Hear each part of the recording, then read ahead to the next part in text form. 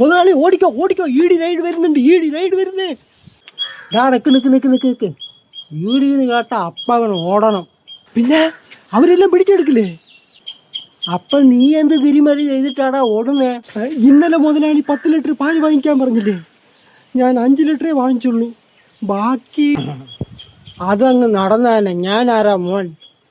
നീ കൊണ്ട് തന്നപ്പോൾ തന്നെ നീ പറ്റിക്കുന്നത് എനിക്കറിയാം. അതുകൊണ്ട് അതിനെ അളന്ന് തിട്ടപ്പെടുത്തി 10 ലിറ്റർ ഉണ്ട്.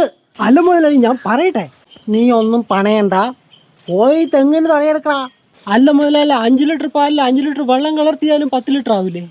ആ മഹാഭാവി, അപ്പോൾ അത് തിരിമറി ആയില്ലേ മുതലാളി?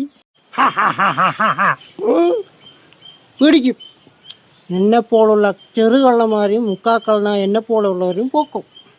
പുഷ്പം പോലെ പിടിക്കും. മുതലാളി, അപ്പം നമ്മൾ ഇതിൽ നിന്ന് എങ്ങനെ രക്ഷപ്പെടും? അപ്പം വലിയ തിരിമറി ചെയ്യണം. അപ്പം നിന്നെ തൊടില്ല, നിന്റെ അടുത്ത് പോലും ആരും വരില്ല.